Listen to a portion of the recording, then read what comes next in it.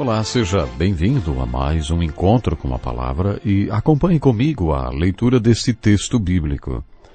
Tenham o cuidado de não praticar suas obras de justiça diante dos outros para serem vistos por eles. Se fizerem isso, vocês não terão nenhuma recompensa do Pai Celestial.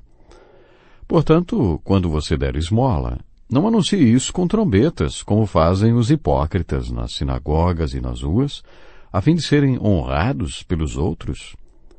Eu lhes garanto que eles já receberam sua plena recompensa. Mas quando você der esmola, que a sua mão esquerda não saiba o que está fazendo a direita, de forma que você preste a sua ajuda em segredo. E seu Pai, que vê o que é feito em segredo, o recompensará. Acabamos de ler os 4 primeiros versículos do capítulo 6 de Mateus, continuando o estudo do chamado Sermão do Monte. Esses versículos iniciam uma nova sessão deste ensino, e foi por isso que o texto foi dividido nesse ponto e um novo capítulo foi iniciado. Podemos dizer que o ensino de Jesus no capítulo 5 nos faz olhar para dentro de nós mesmos. As bem-aventuranças nos fazem olhar para dentro de nossos corações e ver se Deus está realmente fazendo o seu milagre em nós. Se o milagre do novo nascimento realmente ocorreu, verificamos atitudes como as que Jesus citou na primeira parte do capítulo 5 de Mateus.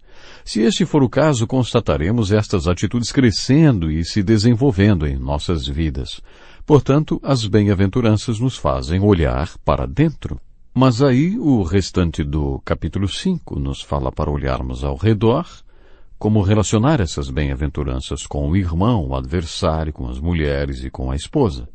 Qual a relação das bem-aventuranças com o nosso próximo ou com o nosso inimigo? É disso que trata o restante do capítulo 5 de Mateus. Olhar ao redor. Depois de olhar para dentro e descobrir que existe um milagre acontecendo no seu coração, no seu homem interior, você quer crescer e desenvolver esse milagre colaborando com o autor deste milagre. Mas depois de olhar para dentro com a graça de Deus, você quer olhar ao redor e descobrir como este milagre se relaciona com as pessoas que fazem parte da sua vida e ver como tudo isso tem a ver com o mundo no qual você vive.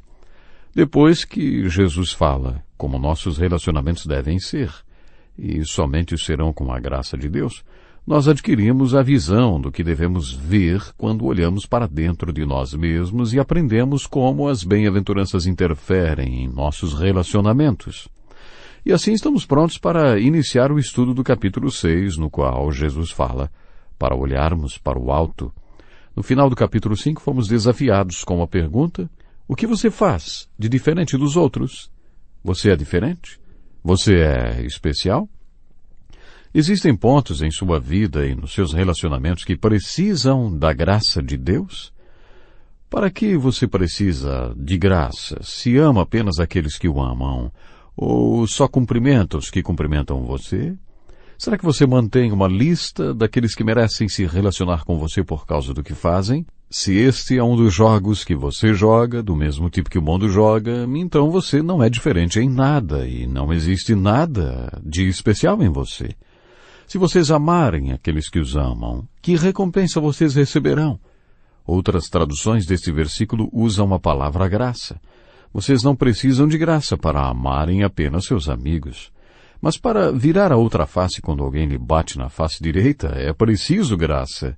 É preciso ter a graça de Deus para responder às pessoas más ou aos inimigos da maneira como Jesus ensinou no final do capítulo 5. Quando pensamos em viver este milagre em nossos relacionamentos, logo compreendemos que precisamos de graça. De onde vem a graça? Já olhamos para dentro de nós mesmos e também ao nosso redor. Agora estamos prontos para ir em frente. No capítulo 6, somos encorajados a olhar para cima, para receber de Deus a graça para vivermos este milagre dentro de nós e em nossos relacionamentos. A primeira parte do capítulo 6 tem a ver com as disciplinas espirituais que devem ser desenvolvidas quando olhamos para cima. Nos primeiros 4 versículos, Jesus fala sobre dar, uma das disciplinas espirituais. E ele diz: agora eu quero falar com vocês, como vocês devem orar. Se vocês vão viver o milagre de olhar para dentro e ao redor, precisam da graça que vem com a oração. A seguir, Jesus começa a falar sobre jejuar. Nos primeiros 18 versículos do capítulo 6, Jesus fala sobre as seguintes disciplinas espirituais: dar, orar e jejuar. Estas 3 disciplinas têm a ver com o olhar para cima. Vamos comentar cada uma delas. Depois, a partir do versículo 19 até o final do capítulo, encontramos o que chamamos de valores espirituais. No capítulo 6, Jesus fala tanto das disciplinas como dos valores espirituais. Para que alguém seja a resposta e solução de Jesus, são necessárias estas disciplinas espirituais. Se você vai ser não parte do problema, mas parte da solução e da resposta de Jesus, vai precisar exercer estas disciplinas espirituais na sua vida. Estas disciplinas espirituais devem ser exercidas constantemente, mas só elas não é o bastante. Um dos pontos mais importantes do ensino de Jesus no Sermão do Monte é a segunda metade do capítulo 6, quando Jesus fala sobre valores. Vocês conhecem os valores de Jesus Cristo? Jesus tem um sistema de valores. Todos nós possuímos um sistema de valores. O grande desafio lançado pelo ensino do Sermão do Monte é este. Você tem os valores de Cristo? Será que valorizamos o que Jesus valoriza? As Escrituras ensinam a confessar a Jesus Cristo. Mas o que significa confessar a Jesus Cristo? Aprendemos que devemos confessar nossos pecados e também confessar a Jesus Cristo. A palavra confessar é feita de 2 palavras gregas que significam a mesma coisa e dizer, ou seja, confessar significa dizer a mesma coisa ou concordar. Quando você confessa o seu pecado, você não está dizendo que se arrepende ou que você lamenta por ter sido pego. O que você está fazendo quando confessa o pecado é olhar para ele e concordar com o que Deus diz. Para aqueles que fazem isso, existe a promessa de que Deus será fiel à sua palavra, ou seja, quando confessamos nossos pecados, Ele nos perdoa e nos purifica de toda e qualquer injustiça. Mas o que significa confessar a Jesus Cristo? Nesse sentido aqui, a palavra confessar não significa dizer que você lamenta. Você não pode dizer que lamenta Jesus Cristo. Não. Neste caso, confessar Jesus Cristo significa falar a mesma coisa que Ele fala. A mesma linguagem. Ou seja, acompanhar as palavras de Jesus Cristo pelas Escrituras, e no momento em que Jesus declarar um de seus valores, você o toma como seu. Você diz a mesma coisa que Ele, você valoriza o que Ele valoriza. Por exemplo, Jesus valorizou o homem interior, como já vimos. Algumas pessoas valorizam o homem exterior.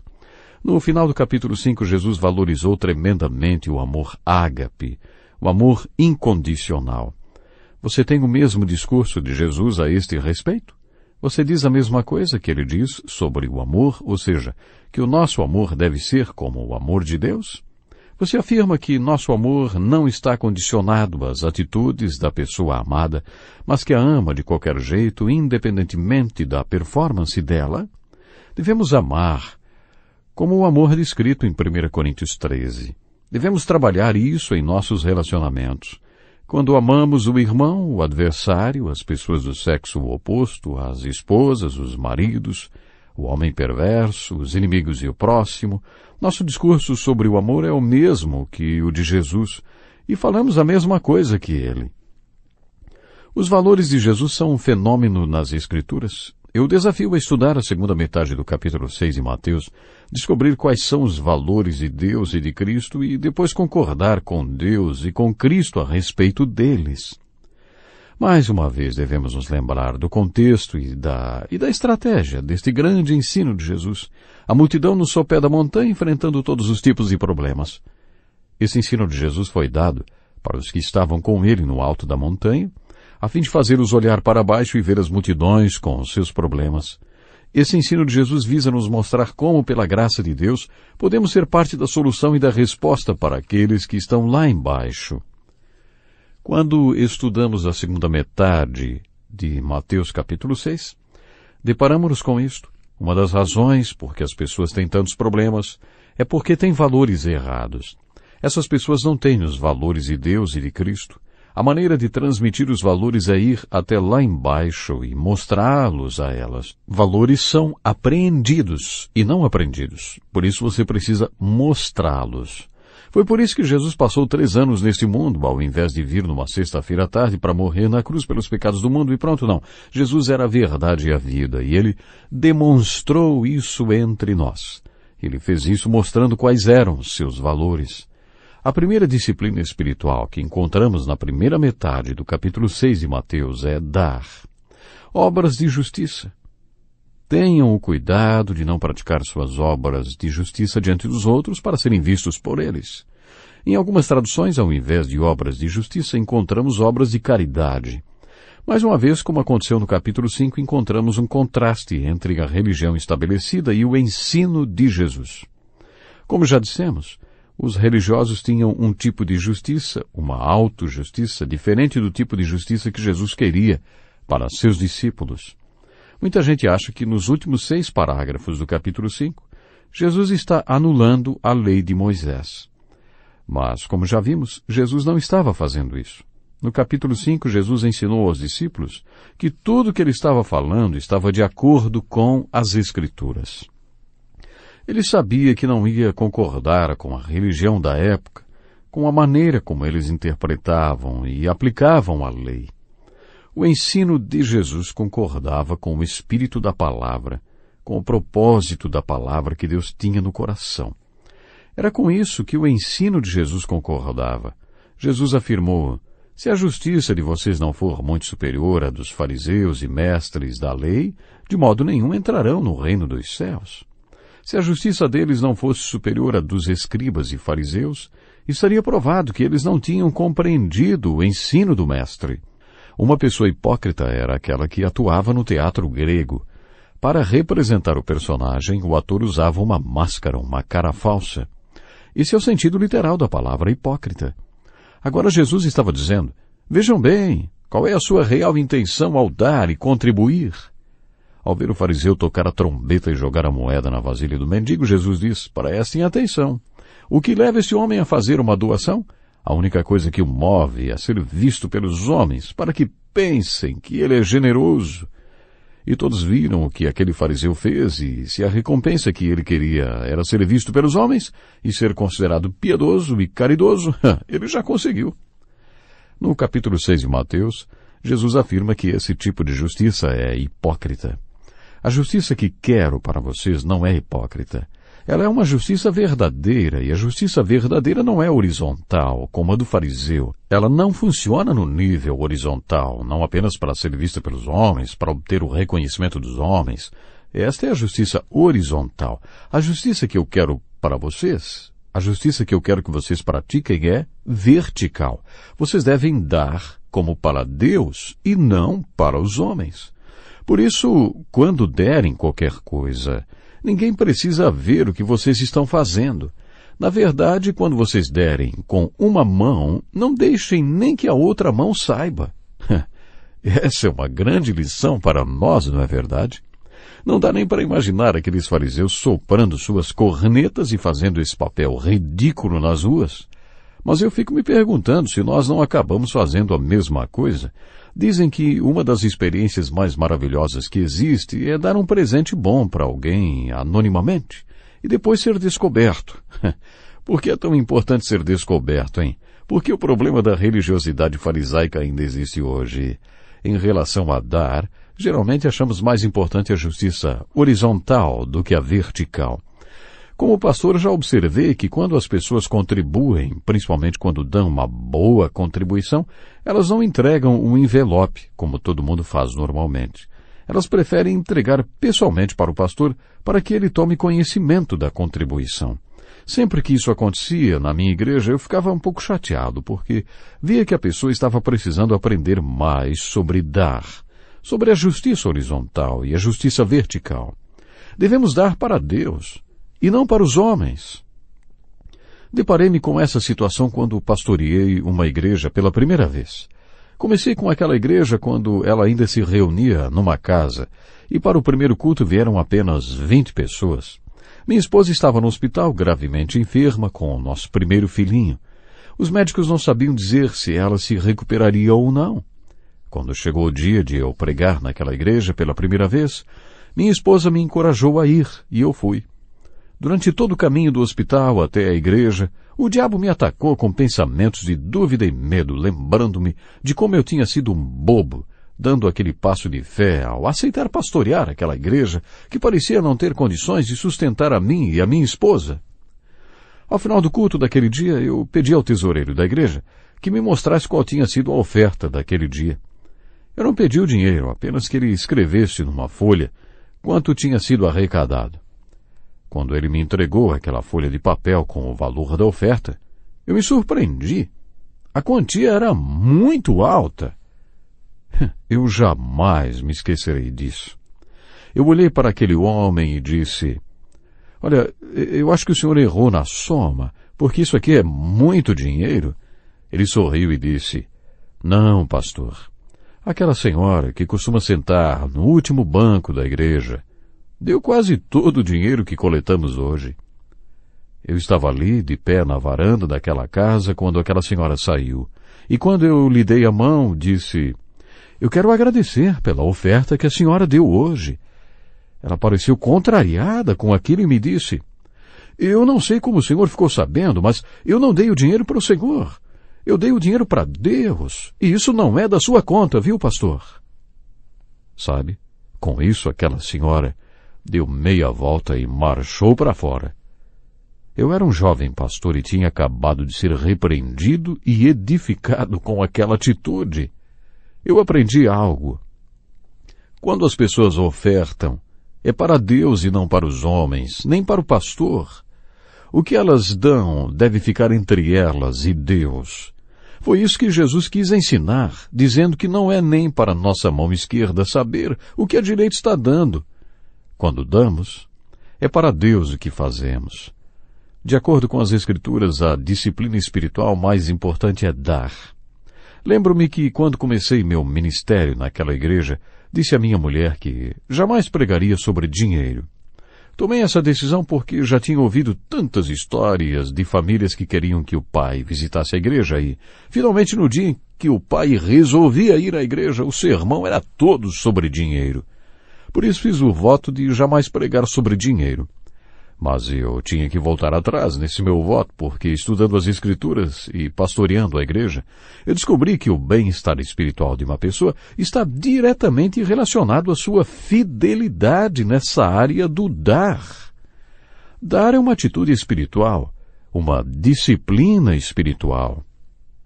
Quando as pessoas dão como devem dar, Deus as abençoa espiritualmente.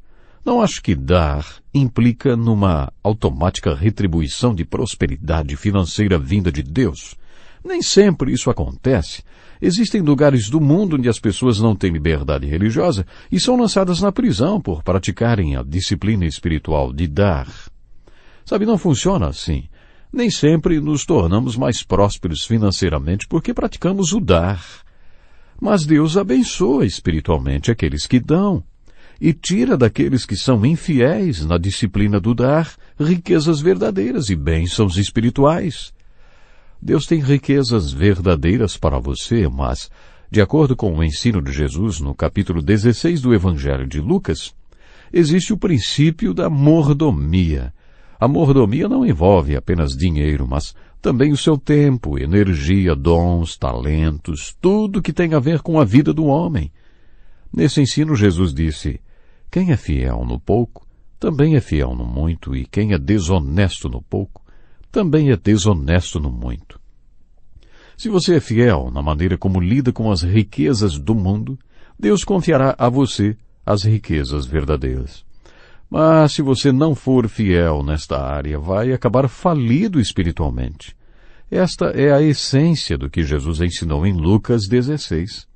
E se isso é verdade, eu estou convencido de que é, se você é responsável pelo bem-estar espiritual das pessoas, como não vai falar sobre a questão da mordomia, não apenas de dinheiro, mas também do tempo, energia, talentos e vida?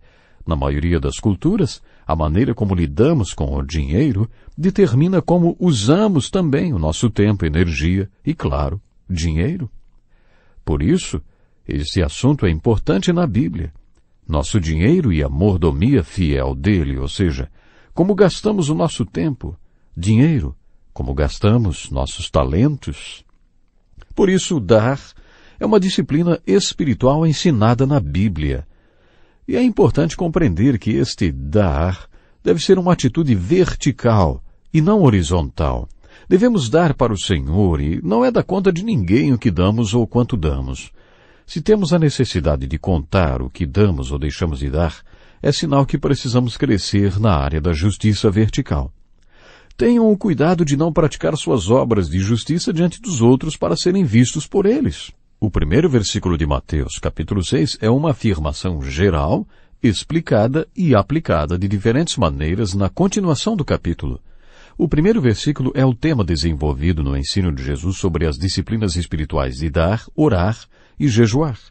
Em todas as três disciplinas, a ênfase está sobre o fato de que elas devem ser verticais e não horizontais. Agora que estamos falando sobre dar, como uma das disciplinas espirituais, eu gostaria de desafiá-lo a identificar este assunto na Bíblia e observar como esta disciplina espiritual pode se manifestar. Deus não precisa medir nosso compromisso com Ele, mas nós precisamos. Uma das maneiras que Deus nos deu para estabelecermos um padrão de avaliação do nosso comprometimento com Ele é a disciplina espiritual do dar. Será que a pessoa que diz que Deus está em primeiro lugar na sua vida pode também ao mesmo tempo se recusar a abrir mão do seu dinheiro para Deus? Isso é impossível. O dízimo foi instituído como um padrão de avaliação para ver se Deus realmente é o primeiro na vida de alguém. O dízimo não é apenas uma 10ª parte, mas é a primeira parte. Como veremos, dar é mais importante do que apenas dar o dízimo. Dar é um indicador muito importante da nossa espiritualidade. É por isso que Jesus começa a falar sobre o olhar para cima e ter disciplinas espirituais, falando do dar vertical, de dar para o Senhor, de dar diante de Deus, de dar ao Senhor a nossa vida e tudo que ela representa. Prezado ouvinte, que Deus possa lhe abençoar grandemente na sua caminhada espiritual. Esteja conosco no próximo encontro com a palavra. Até lá.